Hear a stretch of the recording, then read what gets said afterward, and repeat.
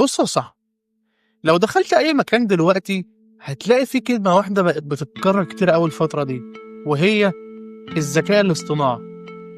واحد يقول لك أنا شغال على مشروع AI، والتاني يقول لك ده أنا عندي الشات بوت بقى بيفهم أحسن من الموظفين 100 مرة، والتالت يقول لك بص بيعمل إيه الميد جيرني ده بيرسم أحسن من الفنانين. بس السؤال بقى اللي المفروض نسأله بجد، هو فعلا الذكاء الاصطناعي هياخد مكاننا؟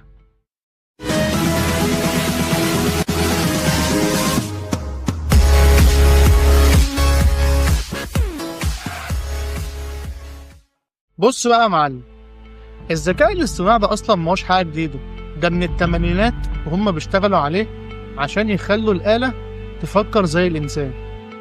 بس اللي حصل في الكام سنة اللي فاتوا كانت بجد قفزة مجنونة.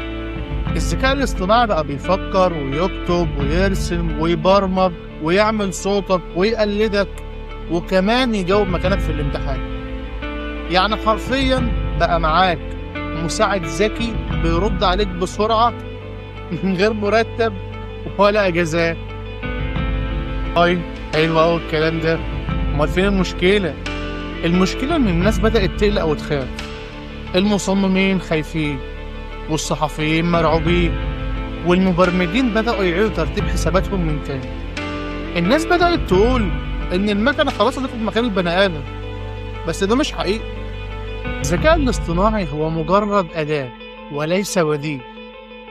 يعني هديك مثال، لو معانا سكينة نقدر نقطع بيها تفاحة ونقدر نعمل بيها جريمة. نفس الحكاية مع ال AI، لو استخدمته صح وبذكاء انت الكسبان، ولو فضلت خايف وقلقان أكيد وطبيعي هترجع لورا. فبدل بقى ما تبقى قاعد خايف وقلقان وتقول ده الذكاء الاصطناعي هياخد مكاني، اسأل نفسك السؤال الصح: ازاي اقدر استخدمه عشان اكون اذكى واقوى واكتر تطور عشان اقدر اواكب العصر؟ وساعتها صدقني ال AI هيكون معاك مش ضدك. يلا سلام.